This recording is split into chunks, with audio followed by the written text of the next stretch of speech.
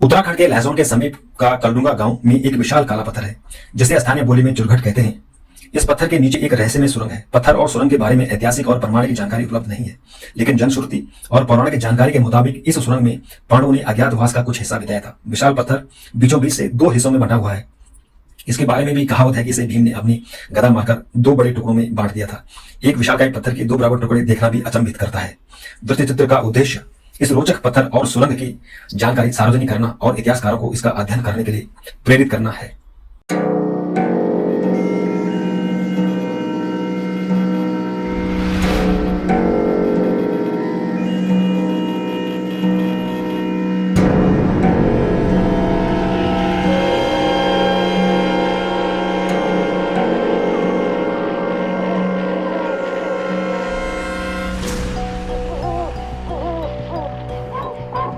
एक सुरंग जिसने पांडवों को अज्ञातवास में आश्रय दिया था। एक सुरंग जहां पांडवों की तलाश में कौरवों की सेना नहीं पहुंच पाई थी।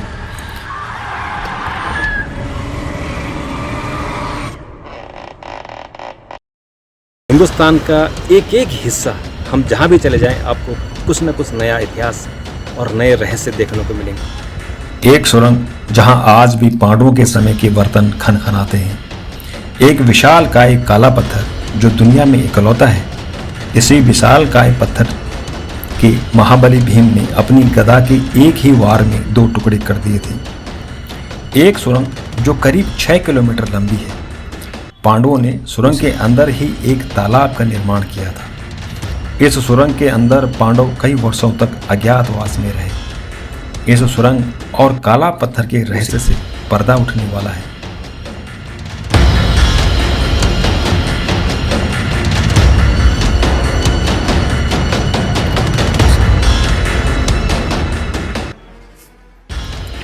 अब जंगली जानवर भी यहां रहते हैं। अगर कोई बिना सुरक्षा इंतजाम के गया तो समझो उसका जीवन खतरे में पड़ जाएगा। आज आपको ऐसी सुरंग के दर्शन कराते हैं जहां कभी पांडव अज्ञातवास में छुपे थे। जब कौरव सेना पांडवों की तलाश में चप्पा चप्पा छान रही थी, तब वे सुरक्षित स्थान की तलाश में केदारखंड यानी आज का उत्तराखंड की तरफ चल पड़े।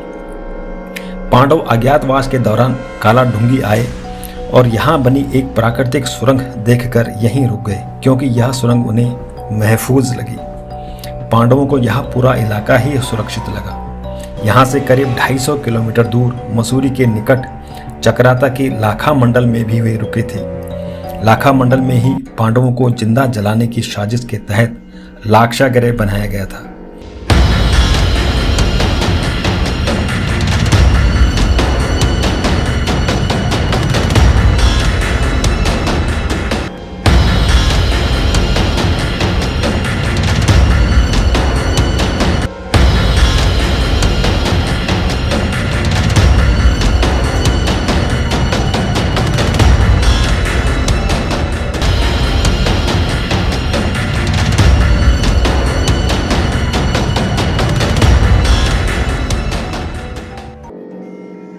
कहा जाता है कि लाखा मंडल में ही महाबली भीम ने एक कथित राक्षसनी हिडंबा से शादी की थी, जिन्हें घटोत्कच जैसा महाबली पुत्र प्राप्त हुआ।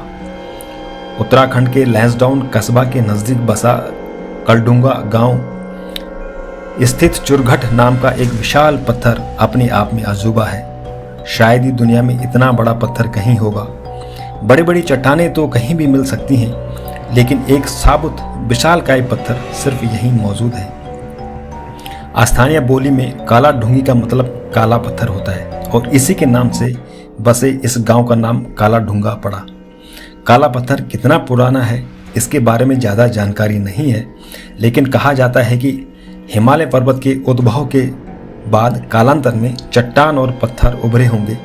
उसी विशालकाय पत्थर के नीचे एक रहस्यमय सुरंग है। स्थानीय लोग तो इस सुरंग के बारे में जानते हैं, लेकिन इतिहासकार, भूगोलवेता और भूगर्भ शास्त्री अभी इस सुरंग से अनभिज्ञ हैं। सुरंग और काला पत्थर के बारे में ज़्यादा जानकारी न होने के कारण यह टूरिस्टों की नज़र से भी ओझल है। लेकिन इस सुरक्षित सुरंग को ढूंढने में पांडव सफल रहे। उन्होंने यहाँ काफ़ी समय बिताया। हिंदुस्तान का एक एक हिस्सा हम जहाँ भी चले जाएं आपको कुछ न कुछ नया इतिहास और नए रहस्य देखने को मिलेंगे। आज जो मैं आपको भीमशिला की बात कर रहा हूँ, ये भी एक बहुत बड़ा रहस्य है। इस पत्थर के, एक विशालकाय पत्थर के नीचे एक सुरंग है जो 6 किलोमीटर लंबी है, और जो लोग इस गुफा के अंदर गए हैं उन्होंने अपनी आँखों से देखा है।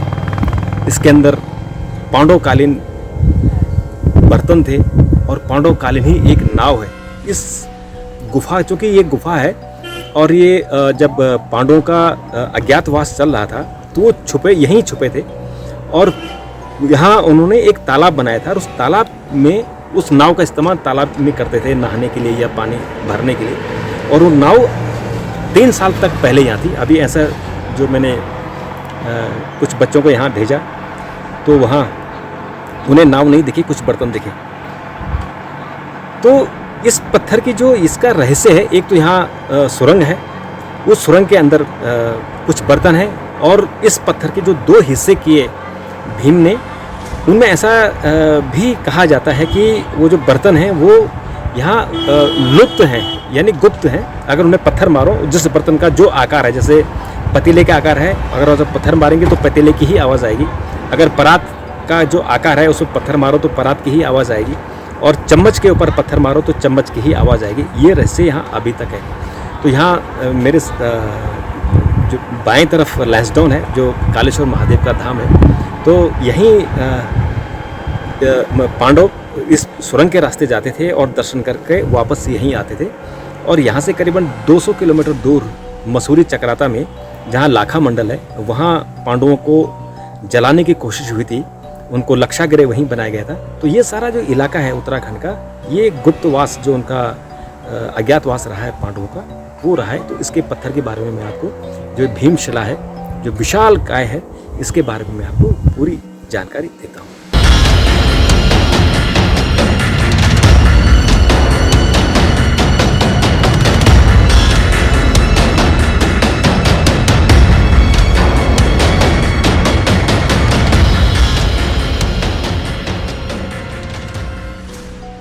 आइए अब आपको ले चलते हैं रहस्यमयी सुरंग की तरफ। इस सुरंग का रास्ता भी अनजान ही है। अभी कुछ समय हुआ जब ग्रामीणों ने यहाँ आसपास घर बनाए और कुछ रास्ता बनाया। करीब 10 साल पहले तक यह क्षेत्र बिल्कुल बीहड़ था और कुछ स्थानीय लोग खेती बाड़ी ही करते थे। डर के कारण शाम ढलते ही यहाँ कोई नहीं आता था। आसपास के जंगलों को देखकर अंदाजा लगाया जा सकता है कि कभी यहाँ घने जंगल रहे होंगे। पहाड़ और घने जंगल और बीहड़ के बीच एक विशालकाय पत्थर के नीचे सुरंग कौरवों के नजरों से छुपने के लिए पांडवों के लिए यह स्थान महफूज था।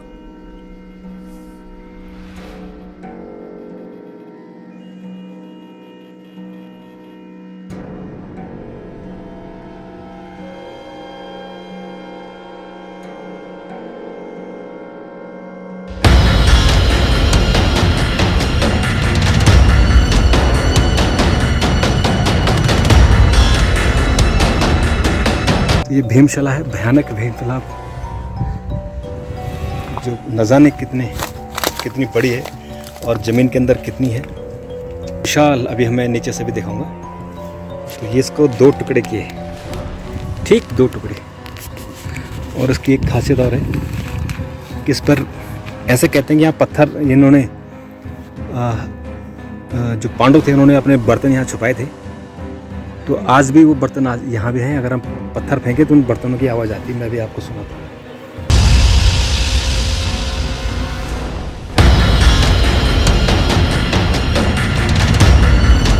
तो अब हम भीमशिला में चढ़ रहे हैं और ये बहुत खतरनाक रास्ता है।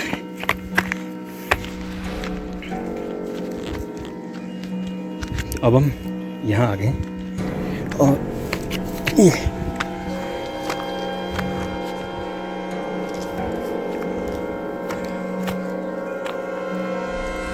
है भीमशिला का टॉप। और जो मैं अभी नीचे दिखा रहा था कि इसको 2 टुकड़ों में डिवाइड किया हुआ है। देखिए, ये 2 टुकड़ों में डिवाइड किया हुआ है। ये एक शिला थी, यहाँ से लेकर और यहाँ तक, और ये फिर भीम ने इसे एक गदा मारकर तोड़ा। और ये,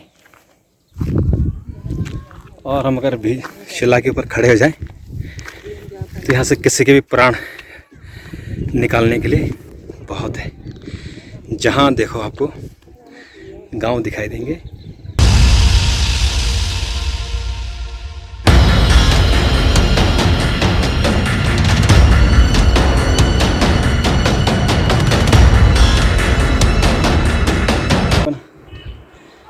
ये जो मैं खड़ा हूँ यहाँ, ये भीमशिला है।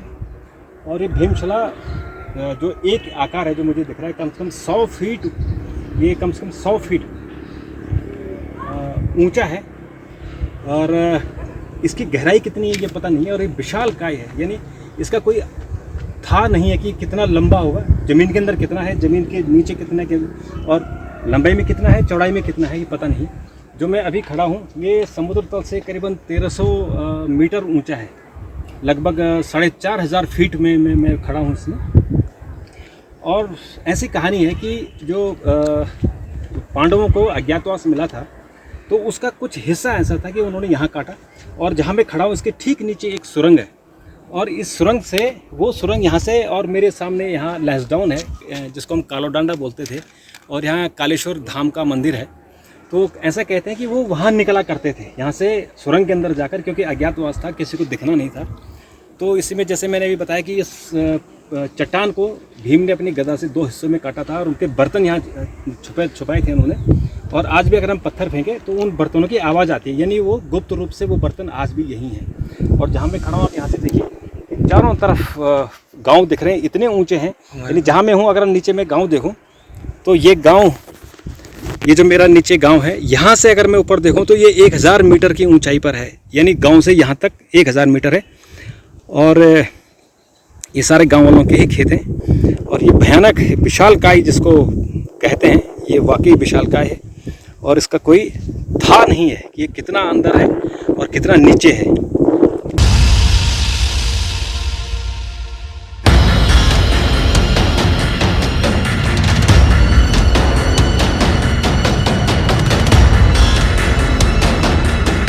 की तरफ जा रहे हैं जहाँ पांडव रहते थे, और अज्ञातवास के दौरान पांडव यहीं थे, और इन्होंने यहाँ कुछ समय बिताया था। और यहीं से फिर इस सुरंग में रहते थे। इस सुरंग से वो महादेव की पूजा करने के लिए लैंसडाउन में कालोडांडा, वहाँ कालेश्वर महादेव में, वहाँ जाते थे।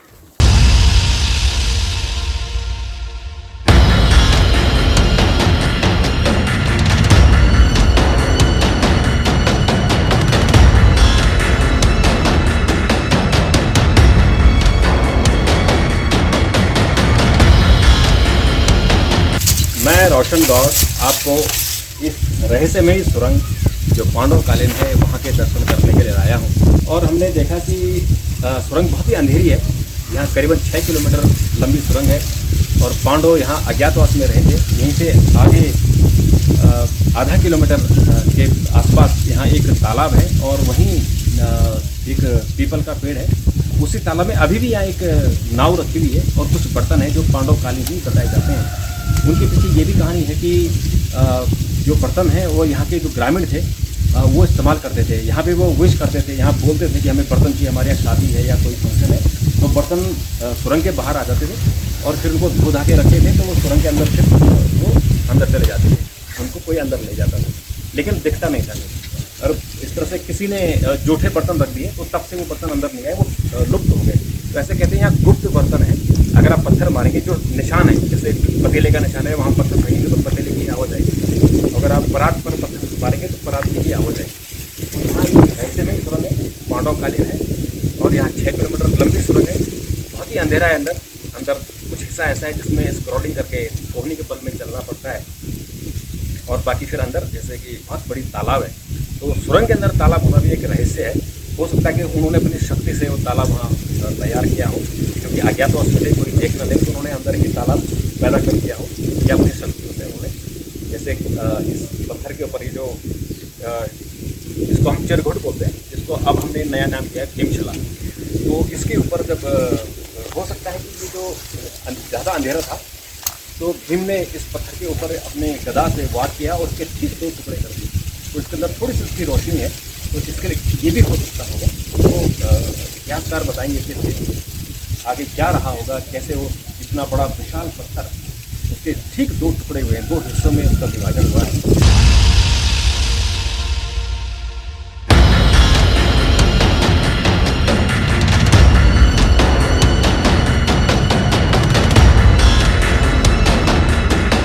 तो हम इस खतरनाक गुफा से सुरंग की तरफ आ रहे हैं। इस रास्ते से कोशिश करते हैं कहाँ तक जा सकते हैं। ये सुरंग है। हाँ, यहाँ बिजली के बल्ब रेंज में जाना पड़ता है और हम यहाँ आपको लाइट दिखाने की कोशिश कर रहे हैं यहाँ से और कैसे अंदर प्रवेश किया जाए। तो यहाँ से रेंग करके जा सकते हैं। तालाब है अंदर, क्योंकि ये उसी समय ये पांडव कालीनी है। अंदर एक तालाब है। ये बताते हैं कि अंदर ऊपर जाकर फिर और अंदर जाकर एक पीपल का पेड़ भी है और पीपल के पेड़ के साथ ही तालाब है। तो एक नाव थी यहाँ, जिस नाव से वो पार करते थे।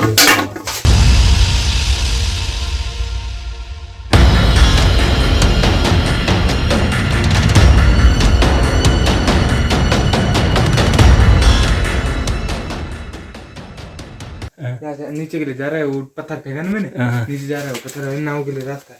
हाँ है रास्ता तो है। देखो हाँ नीचे का जा रहा है पत्थर। हाँ बड़ी लंबी है। चलो आ जाओ, पैर ऊपर दोनों का। आ जाओ। तो ये खतरनाक खाई और इस खतरनाक खाई से अब हम वापस जा रहे हैं। इससे उतरना और चढ़ना भी बहुत खतरनाक है, क्योंकि ये बहुत खतरनाक खाई है। और इस खाई से हम लोग, मेरे साथ बच्चे भी हैं और ये बच्चे भी बड़े रिस्क लेकर यहाँ आए। अब हम इस खाई से वापस प्रवेश किया था, उस द्वार से हम वापस आ रहे हैं। वापस जा रहे हैं क्योंकि अंदर खतरनाक है।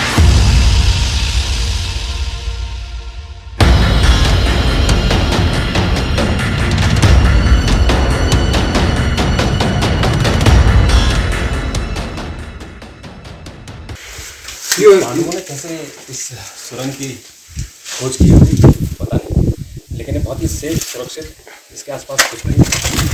तो यहाँ छुपना या अज्ञातवास में रहना मुझे लगता है कि सबसे सुरक्षित रहा होगा, इसलिए वो यहाँ आए। सुरंग है, पांडवकालीन सुरंग है। ये 6 किलोमीटर लंबी सुरंग है। यहाँ से लेके जब पांडव अज्ञातवास में थे तो यहाँ आए थे। और चूँकि ये बीहड़ इलाका है, जंगल का इलाका है, उस समय और भी खतरनाक जंगल रहा होगा। वो यहाँ उन्होंने रहे और सामने ही एक छोटी सी नदी है जहाँ से पानी लाते हैं और यहाँ से ये शिव जी की पूजा करने के लिए कालेश्वर महादेव जाते हैं। और यहाँ अंदर करीबन आधा किलोमीटर आगे जाके एक तालाब है और उस तालाब में पीपल का पेड़ भी है। तो ऐसे हो सकता होगा कि वो उस तालाब का पानी इस्तेमाल करते हुए, क्योंकि अज्ञातवास में थे तो कोई उन्हें देख न ले, तो इसलिए वो यहाँ छुपे थे और यहीं से अंदर सुरंग से कालेश्वर महादेव तक जाते थे, फिर वापस आते थे। और यहाँ इन्होंने कुछ समय बिताया था। फिर यहाँ से आगे जो चक्राता है, लाखा मंडल है, जहाँ उन्होंने बहुत समय बिताया, क्योंकि लाखा मंडल में ही जो लाक्षा ग्रह बना था वहीं कुछ समय उन्होंने वहाँ बिताया। और जैसे भीम के बारे में जो कहानी है कि भीम ने एक राक्षसी से शादी की थी और उनका एक पुत्र भी हुआ था, घटोत्कच।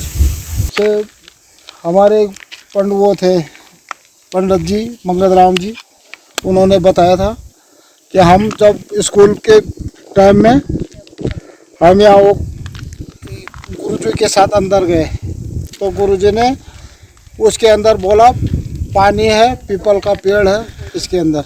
अच्छा, तो इसका मतलब जो वहाँ नाव है, हाँ, तो इसका मतलब वहाँ तालाब है। तालाब तो उसी तालाब में पांडव घुमा करते रहे होंगे। हाँ, वो पुराने जमाने की बात है। अच्छा, हाँ, ये तो वहाँ नाव है और कुछ बर्तन है। बर्तन है। तो उस बर्तनों को गाँव वालों ने निकालने जब बोला पहले बर्तन नहीं हुआ करते थे तो यहाँ बोला जाता था कि हमें जो है कल ये कार्य है, बर्तन चाहिए हमें। अच्छा, हम विश करते थे, हाँ। हम उनसे मांग करते थे कि कल शादी है, हमें इतने बर्तन चाहिए, तो सुबह वो बर्तन मिल जाते थे। सुबह वो बर्तन बाहर मिलते थे और फिर हमने धो धा के रख दिए तो फिर अंदर चले जाते थे। धो धा के फिर वो वहीं से लुप्त हो जाते। तो ये कब की बात रही होगी, कब तक, कितने साल पुराने हो गए हैं कि जब से ये बर्तन आने बंद हुए? ये तो काफी टाइम हो गया, ये हमारे दादा परदादा के टाइम की बात है। उन्होंने बताया है कि ऐसा हुआ करता था, लेकिन फिर हम लोगों ने उसको करप्ट कर दिया या बर्तन में सफाई नहीं हुई इसलिए जो लुप्त हो गए। हाँ, जूठे बर्तन रख दिए लोगों ने, तो इसके कारण वो लुप्त हो गए फिर। लेकिन अभी हम पत्थर फेंके तो आवाज आती है। लेकिन अभी जैसे इन बच्चों ने भी दिखाया, अंदर कुछ बर्तन हैं अभी, वो अभी हैं। ना बर्तनों के निशान ऊपर पड़े हैं, और अंदर भी, गुफा के अंदर भी बर्तन है। अच्छा, और क्या क्या बताते हैं इस गाँव में? इतनी जानकारी है, और गाँव वाले कुछ नहीं बताते।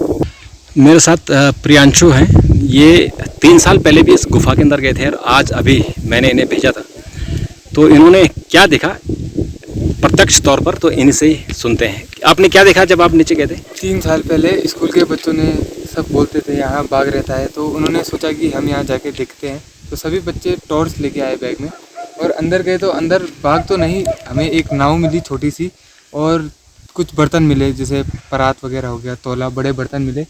हालांकि अब नहीं है, अभी हमको बस, अभी मैं अंदर गया था तो अभी बस एक बर्तन मिला, एक छोटा सा डोंगा, जो कि वीडियो में आप देख सकते हैं। और बाकी नाव तो मिली नहीं और बाकी बाघ का भी पता नहीं है, बस पंजों के निशान मिले हैं, तो वो पुराने भी हो सकते हैं। बस 3 साल पहले कम से कम 7-8 बच्चे गए थे, उन्होंने देखा था वहाँ बर्तन और नाव थी वहाँ एक। उस टाइम फ़ोन था नहीं तो वीडियो नहीं बना पाए। ऐसा कहते हैं कि ये जो पत्थर है, इसके कुछ दूर जाकर एक पीपल का पेड़ है अंदर ही और एक तालाब है, तो उस तालाब में शायद वो जो नाव है वो शायद इसलिए इस्तेमाल की गई होगी कि नाव में जाना, नहाना और या पानी भरना, शायद पांडवों ने उसका इस्तेमाल किया होगा और ये नाव पांडवकालीन हो सकती थी। और अभी जब आप गए थे तो आपको नाव दिखी थी क्या? नाव नहीं, बल्कि एक छोटा सा बर्तन दिखा था बस, बाकी बर्तन दिखे नहीं। वो जूठे बर्तन रखने की वजह से विलुप्त हो चुके हैं, जैसे कि अमर सिंह जी ने बताया था। वो जूठे बर्तन रखे थे, उस कारण वो विलुप्त हो गए। बस एक बर्तन मिला, छोटा सा डोंगा जैसे हम बोलते हैं, बाकी कुछ नहीं था।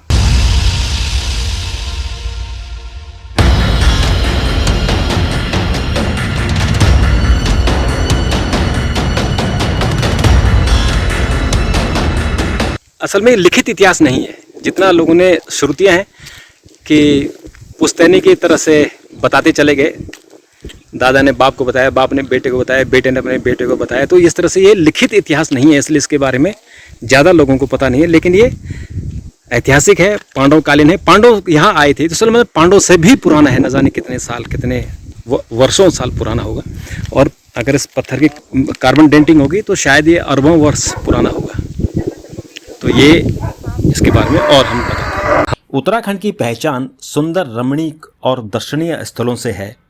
उत्तराखंड की पहचान यहाँ के देवभूमि और 4 धाम से भी है।